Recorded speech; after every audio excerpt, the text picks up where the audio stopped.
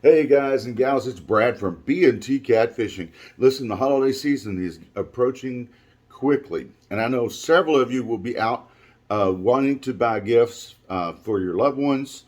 And let's be real, some of us are going to get some stuff for ourselves as well. So, we're going to give you some tips on what you should look for when out there shopping.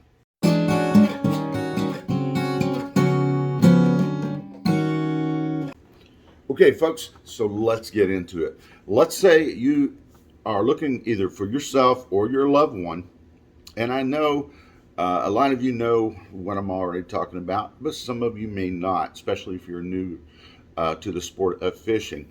And then there's those people out there that have loved ones sitting there watching this show with them that's going to pick up on some ideas and some tips to help them out so they can get that special gift for their special someone this holiday season.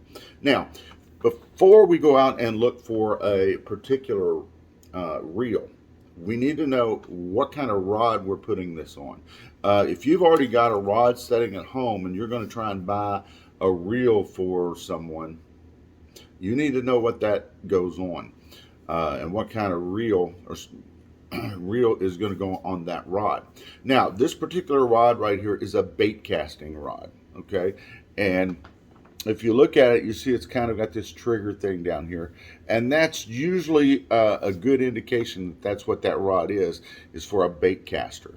Uh, Other things you're going to need to know is some information on that rod that you're going to match that reel up to, and it's very important that we have a good match. Um, on this, it just shows down here that this is a medium action rod on this particular one that I grabbed out of the room the other day, or out of my closet. And the pound test line on here is 8 to 20 pound test line. So you really want to keep that in mind when you go to buy another reel to put on that rod. Is it going to match up? Is that we're wanting to run maybe way too heavy line on that reel for this particular rod? So we want to watch that and make sure we do that right.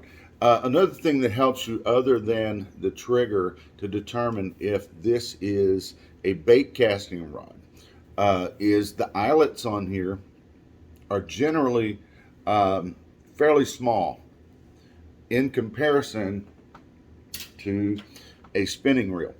And the spinning reel rod, a lot of times, now this is this one is an old rod right here that I have, an old ugly stick, one of the original ones. I love it. I've had it for decades, actually. But you see, it's missing. It doesn't have that trigger on it. But another indication is the loops on this, especially at the bottom, are much larger in diameter than on a bait caster.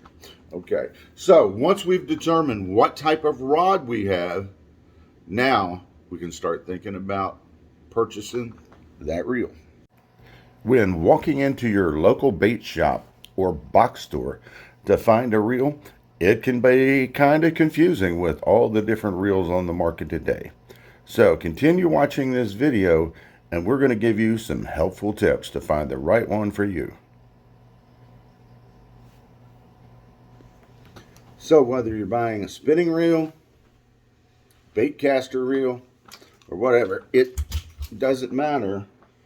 Whatever you're going to get is fine. And it really, the brand doesn't matter. The thing is, you just need to make sure whatever you're getting is going to match up and partner well with the rod you're putting on there. Again, if you're having difficulties determining what you want or what you need or what matches up, speak to one of the employees there that works at the bait shop and so on and so forth. I will tell you, in the big box stores, some of those people that are working in the sporting good department are not always working in that department and may not know a whole lot. Usually in your bait stores, you can get some very good advice from them. But it doesn't hurt to try and get a little help from somebody else if needed. But when you are purchasing a reel, again, they will have information on there and specifications of what that reel is all about and what it does.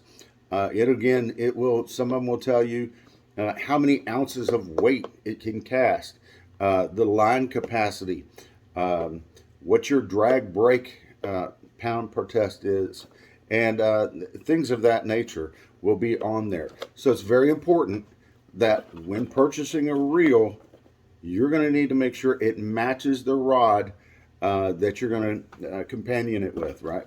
So make sure you do your homework, right, and get the right reel for the right rod. And many times I've seen people be very disappointed. They'll go out there and buy something shiny and nice and sweet, and they'll put it on a rod, and that rod was not designed for that reel. And the line capacity or the weight somebody is wanting to use when casting that rod, and it's not going to perform well. So make sure you match these things up correctly, and to get the utmost out of your rod and your equipment. Guys, I hope that helps. Continue to watching B&T Catfishing Adventures. We enjoy this channel, and we hope you do too. And stick around. We're going to be having some future episodes real soon.